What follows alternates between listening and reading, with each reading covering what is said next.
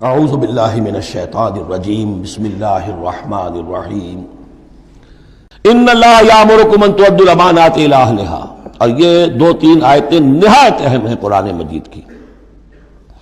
سارا اسلام کا سیاسی قانونی دستوری نظام اس میں ہے۔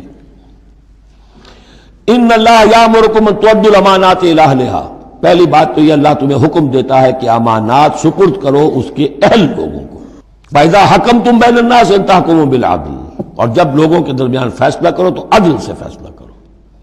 پہلی بات یہ ہے کہ جو بھی آپ سیاسی نظام بناتے ہیں، انتظام کرتے ہیں، اس میں منصب ہوتے ہیں، منصبوں کی پھر ذمہ داریاں ہوتی ہیں تو اختیارات بھی ہوتی ہیں، اس کو دیکھ کر دینا چاہیے کہ کون اہل ہے۔ یہ کہ برادری کی وجہ سے، رشتہ داری کی وجہ سے، کسی کی دولت کی وجہ سے، کسی کے دھونس کی وجہ سے اگر آپ نے کیا تو خیانت کی ہے۔ پھر یہ امانت ہے، اس امانت کا استعمال صحیح ہونا چاہیے۔ عام معنی میں بھی امانت، جو بھی امانت کسی نے رکھوائی ہے اسے واپس لوٹانی ہے، لیکن یہاں یہ وہ معاشرتی زندگی اور جو بھی ایک اجتماعی زندگی کے جو اہم اصولوں کی حیثیت سے بات آ رہی ہے کہ ان تؤدوا الامانات الی اہلہا، جو بھی اہل ہیں اس کی استطاعت اور اہلیت رکھنے والے۔ نمبر دو، جوڈیشری۔ وَإِذَا حَكَمْتُمْ بَيْنَ النَّاسِ أَن تَحْكُمُوا بِالْعَدْلِ، پہلی چیز ہے سیاسی نظام، کس کو امیر بناؤ، امیر المومنین بناؤ، کس کے لیے تم ہیڈ آف دی اسٹیٹ بناؤ، کیا کرو، وہ تو جو بھی نظام ہوگا پہلے تو یہ کہ وہ اہلیت کی بنیاد پر ہو۔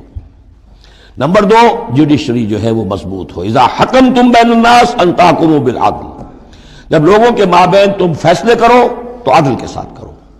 ان اللہ نعم ما یعظکم بہ، یقیناً اللہ تعالیٰ یہ بہت ہی اچھی نصیحتیں ہیں جو تمہیں کر رہا ہے۔ ان اللہ کان سمیعا بصیرا، یقیناً اللہ تعالیٰ سب کچھ سننے والا، دیکھنے والا ہے۔ اب تیسری ہے لیجسلیچر۔ آپ کو معلوم ہے یہ تین پلرز ہیں ماڈرن سٹیٹ کے، چوتھا کہہ دیتے ہیں کہ پریس بھی چوتھا پلر ہے، یہ کہنے کی باتیں ہیں، اصل میں تو تین ہی ہیں، لیجسلیچر، جوڈیشری اور انتظامیہ، ایگزیکٹو۔ ایگزیکٹو کی پہلی آیت آ گئی، جسے اختیار دینا ہے دیکھ لو کہ اہل ہے کہ نہیں، عدلیہ۔ اور اب تیسری بات لیجسلیچر۔ لیجسلیچر کے اصول کیا ہوں گے؟ یا ایھا الذین آمنوا اطیعوا اللہ واطیعوا الرسول، اے اہل ایمان اطاعت کرو اللہ کی اور اطاعت کرو رسول کی۔ یعنی کوئی قانون اللہ اور اس کے رسول کی منشا کے خلاف نہیں بنایا جا سکتا۔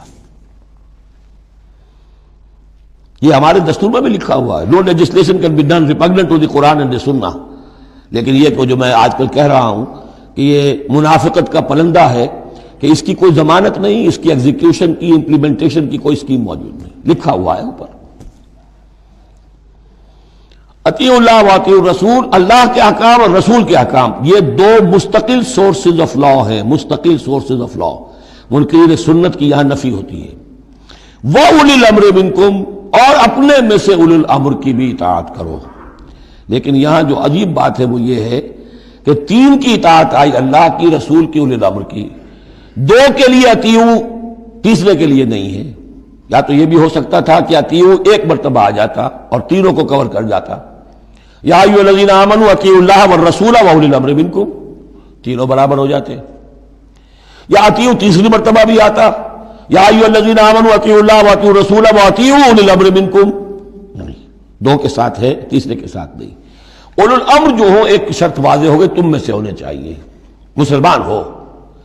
غیر مسلم کی حکومت کو ضمن ریکنسائل کرنا اللہ سے بغاوت ہے، ریکنسائل کرنا۔ اولو الامر منکم، مسلمان تو ہونا کم سے کم۔ البتہ یہ کہ ان کی اطاعت مستقل نہیں، دائم نہیں، انکنڈیشنل نہیں۔ اللہ کی اطاعت مطلق، absolute, unconditional, without any limits. رسول کی اطاعت absolute, unconditional, without any limit. لیکن اولو الامر کی اطاعت ہوگی اللہ اور اس کے رسول کی اطاعت کے تابع۔ جو حکم لائے اسے بتانا ہوگا، میں کتاب و سنت سے کیسے اس کا استنباط کر رہا ہوں، وہ اسے ثابت کرنا ہوگا کہ یہ کتاب و سنت کے خلاف نہیں ہے، کم سے کم یہ ثابت کرنا ہوگا۔ یہ ہے فرق۔ اسی پر لیجسلیشن ہو سکتی ہے جدید، جتنی بھی مشینری ہے لیجسلیٹو، وہ کانگریس ہو، وہ پارلیمنٹ ہو، مجلس ملی ہو، قانون سازی کرو۔ ہاں ریپگننٹ to the Quran and the سنہ نہیں ہو سکتی، بات ختم ہو۔ فَإِن تَنَازَعْتُمْ فِي شَيْءٍ، پھر اگر تمہارا کسی معاملے میں جھگڑا ہو جائے. اولو الامر کہتا ہے میں تو اسے اسلام کے تقاضا صحیح سمجھتا ہوں، آپ سمجھتے ہیں نہیں تم غلط کہہ رہے ہو، کہاں جائیں اب؟ فَرُدُّوهُ إِلَى اللَّهِ وَالرَّسُولِ، لوٹا دو اسے اللہ اور رسول کی طرف. یعنی اب یہ کہ جو بھی اپنی بات ثابت کرنا چاہتا ہے اسے اللہ اور اس کے رسول سے دلیل لانی پڑے گی، میری پسند، میرا خیال، میرا نظریہ نہیں، اللہ اور اس کے رسول کے بعد. اور اس میں یہ بات ماننی پڑے گی کہ ابھی یہاں ایک خلا ہے، وہ خلا یہ ہے کہ یہ فیصلہ کون کرے گا کہ اس کی رائے صحیح ہے یا اس کی رائے صحیح ہے. یہ ہے اصل میں آج کی ریاست میں آ کر وہ خلا پر ہو چکا ہے، یہ جوڈیشری کا کام ہے. لیکن جب کہ ابھی اسلامی ریاست قائم ہوئی ہے عرب میں حضور کے زمانے میں، ابھی یہ انسٹیٹیوشنز جو ہیں شروع میں پوری طریقے سے آئیڈینٹیفائڈ اور علیحدہ علیحدہ انسٹیٹیوشنز تھے ہی نہیں کہ یہ لیجسلیچر ہے، یہ جوڈیشری ہے، یہ ایگزیکٹو ہے. حضرت ابوبکر کے زمانے میں تو کوئی یعنی قاضی تھے ہی نہیں. حضرت عمر نے پہلے شعبہ قضا شروع کیا ہے، تو رفتہ رفتہ انسٹیٹیوشن ڈیولپ ہوئے ہیں. لیکن اصول یہ ہے کہ دو کی اطاعت تو ہے قطعی اور لازمی، انکنڈیشنل ایبسولوٹ. تیسری اطاعت اس کے تابع ہوگی. فیصلہ کون کرے گا؟ جدید دور میں اس کا جو انسٹیٹیوشن ہے وہ عدلیہ ہے. وہاں ہر شخص جائے، اپنی دلیل دے، علماء جائیں، عوامی جائیں، جو چاہیں جائیں، سب ہو جو جا کر دلائل دیں، لیکن وہاں سے فیصلہ ہو جائے گا کہ واقعتاً یہ ریپگننٹ ہے یا نہیں. فَإِن تَنَازَعْتُمْ فِي شَيْءٍ فَرُدُّوهُ إِلَى اللَّهِ وَالرَّسُولِ إِن كُنتُمْ تُؤْمِنُونَ بِاللَّهِ وَالْيَوْمِ الْآخِرِ. یہ طرز عمل تمہیں اختیار کرنا چاہیے اگر تم واقعتاً اللہ پر اور یوم آخر پر ایمان رکھتے ہو. ذَلِكَ خَيْرٌ وَأَحْسَنُ تَأْوِيلًا، یقیناً یہ بہت ہی بہتر بھی ہے اور نتائج کے اعتبار سے بھی بہت ہی مفید ہے. صدق اللہ العظیم.